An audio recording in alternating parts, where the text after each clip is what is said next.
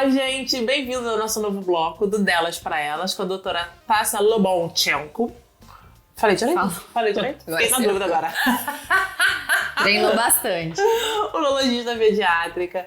Ela voltou aqui em mais um episódio para falar que a gente tem tanto assunto e a gente estava aqui agora nesse intervalo falando, a gente podia ter falado mais tanto sobre educação sexual, mas eu queria que ela falasse sobre masturbação infantil, já que a gente já estava passando quase 20 minutos no bloco anterior. Vamos lá, né? Quando a gente fala masturbação, vem na cabeça do adulto aquele ato, né? Aquela cena, maldade. Não sei o quê. Mas quando a gente fala isso em criança, né? Na verdade é um comportamento de autoconhecimento. Né? De autoconhecimento. Então eu faço muito um paralelo, né? Assim como a criança aprende que aqui tem um buraco, né? Se cutucar aqui faz cosquinha, ela descobre que se mexer ali dá um nervosinho, né? E isso faz parte do batendo. Desenvolvimento natural da criança, tá? E aí, assim, muitas mães falam assim, ai, agora meu filho não tira mais a mão, né? E o menino... Muito mais. É muito engraçado que, assim, às vezes eles pegam e puxam aqui em cima, né? Parece que o negócio é de borracha e não arrebenta. E as mães ficam desesperadas, enfia o dedo. Então, assim, isso é uma descoberta. E isso fica... No menino, isso fica muito mais frequente depois que tira a fralda. Porque tem mais acesso, né? Então, antes de tirar a fralda, geralmente é ali no banho, né? E aí o menino fica ali mexendo. E se você perceber, assim, a grande maioria das vezes, eles estão mexendo ali quando estão meio que no tédio, né?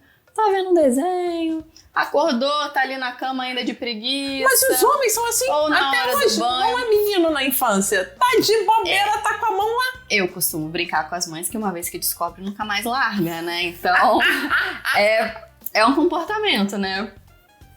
E aí as mães ficam muito preocupadas, né? O que fazer se eu pegar o meu filho ali mexendo, né?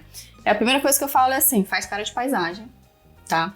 A maioria das vezes, né? Não repreenda, não fala que não pode. Na verdade, a maioria das vezes, se você chamar ele pra fazer uma outra coisa... Desviar a atenção. No foco, fala, filho, vamos brincar de não sei o quê? A maioria das vezes ele vai tirar a mão e vai, né? Agora, uma coisa que a gente tem que orientar os meninos é, porque ali dos 3 aos 6 anos eles mexem muito, mas eles não têm a noção do social. Então você tem que orientar, meu filho, pode mexer, é seu, mas não pode mexer na escola, não pode mexer aqui na sala, na frente de todo mundo, né? Não pode mexer na frente da visita, se você quiser mexer, tudo bem, mas no seu quartinho, né? Quando você estiver ali tomando banho, é mais pra evitar que ele tenha essa exposição, porque assim, a maldade tá na cabeça do adulto, né? Então, sim, assim, total. Ele não tem essa maldade. Aí, a partir dos 6, eles costumam fazer, mas já fazem um pouquinho mais escondido, porque né? eles já entenderam, né, a dinâmica do negócio. E quando que a gente sabe que isso tá over, né? Que tá demais, que tem alguma coisa errada? É se você começa a chamar ele pra fazer outra coisa e ele não quer fazer. Ele só quer ficar ali com a mão. Aí a gente tem que... né, procurar ajuda, geralmente um psicólogo especialista nisso, pra gente entender o que aquilo ali tá fazendo, né? Ali ó, tá uma compulsão, tá compensando alguma coisa. E uma coisa que eu acho que na nossa sociedade, pelo menos eu vejo como mãe de menina mais velha, o Luan tá começando a descobrir o pinto agora, mas essa coisa da masturbação... Os homens normalmente falam, isso aí, filhão, tá certo, vai lá, tá bonito. E a menina, não pode. Não faz! Não pode, errado. Né? É feio! Se ela fizer, ela tem que ter vergonha de estar fazendo. E a gente vê isso, inclusive, na mulher adulta, né? Que isso se repete na mulher adulta. Isso vem desde nova, né? Tem muito esse tabu, realmente. Mas é uma descoberta, né? Faz parte. Não, gente, outro dia foi uma cena... Eu não sabia se eu ria, se eu chorava, o que estava acontecendo. O Luan tá nessa fase de tirar a fralda, que agora ele percebe que a fralda tá cheia. E aí ele tira a fralda. E também descobre, quando ele tira a fralda, ele descobre que ele tem um pinto. E que é legal mexer no pinto. Tava a Sofia dormindo, o Luan sentada em cima dela, mexendo no pinto. E a fralda suja do lado. Eu falei, gente, como é que a criança consegue dormir com o irmão sentado em cima, com cheiro de xixi do lado, e o outro sentado mexendo no pinto? Gente, que situação, o que eu faço? Eu choro, o que eu faço? E assim, é um comportamento, assim, comum da criança, né? Mexer, ser curioso, querer ver o do outro. Então, isso é uma coisa que a gente tem que trabalhar em casa, né? Orientar, porque isso gera muitos atritos, né? Principalmente na escola, né? Ih, fulano mostrou, fulano pediu pra ver, fulano, né? Gera, gente, a questão não passei isso, não. Tem. Porque tem pai que não entende que é um comportamento comum da infância, né? E que a criança não tá com maldade ali, né? Só que às vezes, né, pro social isso gera algum constrangimento, às vezes algum mal-estar entre os pais. Então a gente tem que trabalhar isso em casa, né, com eles desde pequenos, pra gente evitar essas situações que podem acontecer. E quando acontece, eu falo, gente, aconteceu, né? Não teve maldade nisso, mas vamos aproveitar essa situação pra conversar sobre isso? Tirar lado bom, né? Vamos aprender sobre isso? Fala, filho, olha só, você fez isso não é legal, né? Lembra que a mamãe sempre te explica sobre parte íntima, você tem o seu amigo tem o dele, não é pra você ficar mostrando, não precisa ficar vendo do outro, olha aqui no livrinho como que é. Né? Então, assim, o livro também é um recurso que ajuda muito a gente nesse sentido, né? Pipi. Pipo e fifi. Pipo e fifi. A gente ensinar qual é o limite do seu corpo e principalmente qual é o limite do corpo do outro também, né? Pra gente evitar situações. Sim, muito importante. E aí agora falando do adolescente. Adolescente, vamos lá. O adolescente é um tema que eu gosto muito e saiu um estudo, né, recente que mostra que os meninos adolescentes vão 18 vezes menos ao médico do que as meninas. E é totalmente compreensível, né? Sim. Se a gente parar pra pensar, a menina ficou mocinha, homem jovem, né? A menina ficou mocinha, a mãe pega pela mão, leva logo ao ginecologista. E o menino? O menino não tá mais no pediatra e só vai no urologista pra fazer o preventivo aos 40 e passou... Aos 40? Não, quando vai. Quando vai. Quando a próstata começa a dar problema lá, começa a acordar muito à noite, aí às vezes vai lá na frente, né? Então, assim, não existe ainda, né? A gente tá melhorando, né? A gente tá caminhando. Mas essa cultura do homem fazer uma consulta preventiva, né? Claro que existe o ebiatra, que é o pediatra, né? Especialista em adolescente. O ideal é que todo mundo tenha. Mas o urologista também é uma porta de entrada, né? É uma maneira do menino se cuidar. E tem algumas coisas, né, específicas que acontecem com o adolescente, que muitas vezes não geram sintomas e que o urologista pode ajudar nesse sentido. Então, o ideal é que o menino, né, ali, principalmente a partir dos 9 anos, faça uma consulta anual com o urologista. E que coisas que podem acontecer com o adolescente? E que coisas? Vamos lá. Então, a gente acompanha, né, desde a questão do desenvolvimento, da puberdade. É importante a gente saber que quando o menino tem o estirão puberal, é quando começa a aparecer a varicocele. A varicocele, né, a gente sabe que é uma causa de infertilidade, pode ser, né, uma causa de infertilidade na vida adulta, e que quanto antes a gente corrigir, melhor vai ser a qualidade desse sêmen no futuro, né? E o adolescente, né, tem um risco maior de desenvolver o quê? Tumor de testículo, né? O tumor de testículo acomete ali o adolescente e adulto jovem. Então, na consulta, se a gente fizer uma consulta preventiva anual, a gente vai estar examinando esse testículo, eu vou ensinar o menino a palpar o testículo, sentir o que é o normal, né? Para se ele perceber alguma coisa de diferente no intervalo das consultas, ele sinalizar aos pais para a gente procurar, né, logo fazer uma avaliação, se identificar alguma questão já tratar. O que mais? Adolescente também tem fimose, adolescente tem dúvidas sobre DST, adolescente tem questões às vezes com autoimagem, né? Às vezes eles não devem ter dúvidas em relação ao tamanho do pênis, ereção. Se eu te mostrar o meu direct do Instagram, o que tem de adolescente querendo tirar dúvida. Jura? Tenho não sei quantos centímetros, é normal. Eu acho que ele é pequeno. E eles não falam isso pros pais, né? Então, assim, a gente tendo essa consulta ali anual, inclusive tem um momento da consulta que eu pergunto, né? Você quer que seus pais se retirem? Você quer me perguntar alguma coisa? Pais, mães, estão vendo isso? Se você tem um neto, um sobrinho, um familiar, conhece alguém que tem um adolescente em casa, por favor, encaminha, porque eles precisam ver isso, porque o filho não vai te procurar. E é muito importante que ele tenha esse espaço. Eles têm muita dúvida, né? Então ali é um espaço onde, eu falo assim, você jogar na internet, você vai ver um monte de coisa, mas aqui é o lugar, né, pra você tirar as dúvidas com segurança, né? Então, às vezes eles têm alguns parâmetros que não são reais e ali na consulta a gente consegue fazer essa avaliação. Que, adolescente tem tanta coisa. Tem a vacina do HPV com 9 anos, né? Tem... Falar sobre relação, uso de preservativo, todas essas coisas, eles começam com dúvida. A menina vai no ginecologista, né? E o menino fica perdidinho. E acho que uma coisa que a gente estava falando de orientação sexual e começou a falar do adolescente, uma coisa importante é que todo mundo associa como se o homem, quando fosse começar a ter relação, ele soubesse o que fazer. Sim. Como se fosse, sabe? E a gente fazendo, né, essa consulta anual preventiva, a gente vai estar ali, né, embutindo na cabeça desse menino a importância de você se cuidar. Se ele voltar no próximo ano, tiver tudo normal, lindo, maravilhoso, a gente se vê ano que vem, né? Então, ter essa cultura ali de autocuidado, de gente, a consulta preventiva é importante, né? Que os homens têm tanto medo. E tem um assunto que esses dias eu recebi uma dúvida e que me chamou muita atenção, é sobre a semenarca. Importante, eu não sei responder. Então vamos lá. Todo mundo sabe que a menina ficou mocinha, né? Então, assim, é um marco importante, né? A menina menstruou, né? Geralmente tem aquilo, né, na família. Eu lembro muito bem da minha época. Sua? Eu não lembro da minha. Terrível. 10 anos. Era uma criança, bobinha. A Sussu, eu acho que daqui a pouco ela vai entrar, mas assim, eu não lembro da minha. Eu lembro que até pouco tempo eu chamava de castigo.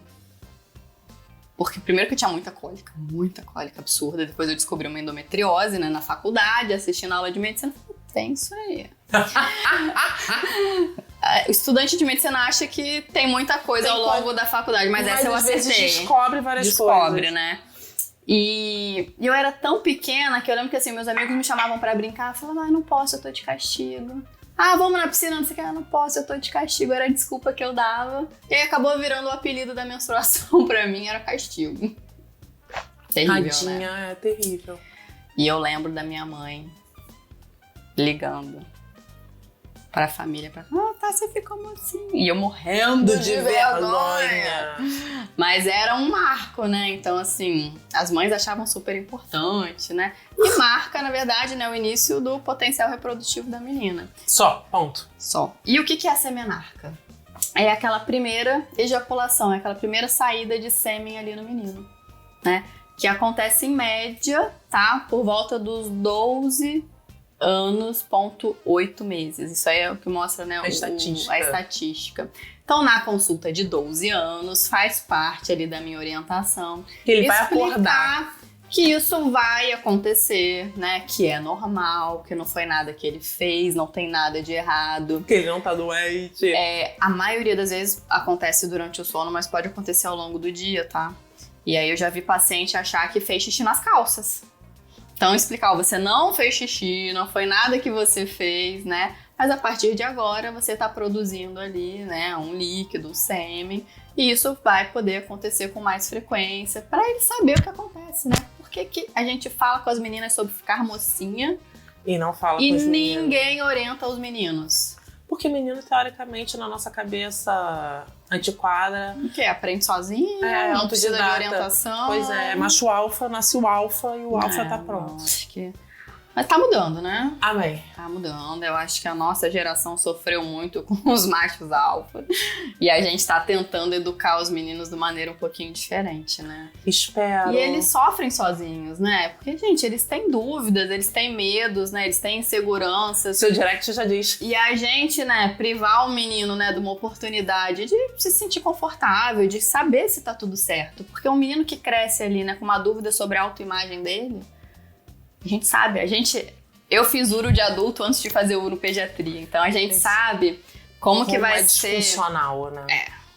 O que ele vai apresentar possivelmente lá no futuro, né? Uma ejaculação precoce, uma disfunção erétil. Então, isso tudo a gente pode trabalhar desde novinho, né? A gente evitaria tantas questões psicológicas de uma modo geral. Com simples informação, educação, da oportunidade, né?